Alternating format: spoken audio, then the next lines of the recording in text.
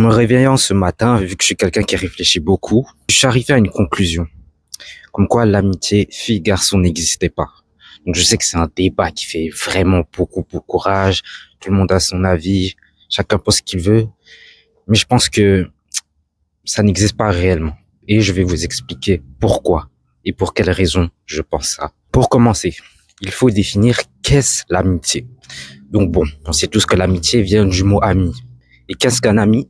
Pour moi, un ami, c'est quelqu'un sur qui tu peux réellement compter. Quelqu'un qui, à n'importe quel moment, à n'importe quelle heure, peut être là pour toi et peut t'aider quand on a besoin, tout simplement. À ne pas confondre avec des connaissances. C'est vrai qu'aujourd'hui, on a beaucoup mis ce mot pote, c'est un peu pour remplacer ce mot connaissance, mais à mes yeux, c'est pas nécessaire, parce que pour moi, une connaissance, c'est quelqu'un que tu connais. C'est-à-dire que connaître quelqu'un, c'est savoir ce qu'il aime faire, ses passe-temps. Voilà quoi, connaître sa personne, sans qu'il y ait forcément ce truc où tu te dis, ok, je peux compter entièrement sur cette personne et j'ai confiance entièrement en elle. Et c'est là où je peux dire que en fait, tous nos amis sont des connaissances, mais toutes nos connaissances ne sont pas nos amis, justement. Et donc, si on se base sur cette définition, qui je pense est plutôt claire, eh ben, on arrive à la conclusion que avoir une amie fille ou garçon, peu importe, hein, ça va dans les deux sens. Finalement, avoir quelqu'un sur qui tu peux compter, quelqu'un qui est toujours là pour toi et qui en a besoin. Finalement, un type de personne que tu aurais besoin, on va dire, pour vivre une vie à deux, donc pour te marier ou avoir une copine et tout, tu peux facilement tomber amoureux de cette personne.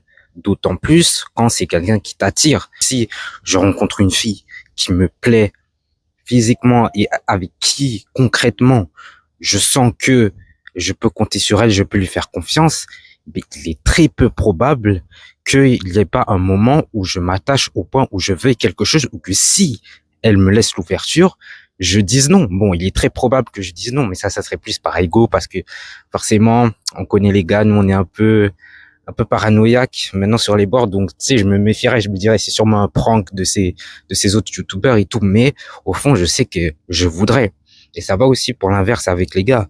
Et je sais qu'il y a un argument qui fait beaucoup écho, oui, mais si la personne ne te plaît pas physiquement. Et c'est là où j'interviens. Il est vrai que ça, c'est un argument que j'ai beaucoup entendu, et je parle par expérience. J'ai déjà eu des personnes qui m'attiraient pas du tout physiquement au départ, qui, à force de les connaître et à apprendre à les connaître et finalement passer d'excellents moments avec eux, pouvoir compter sur eux, voir que ce sont des excellentes personnes, et ben tout d'un coup, je les trouvais belles. Et quand j'entends belle, je parle pas, j'étais voilé par la personnalité ou je ne sais pas quoi.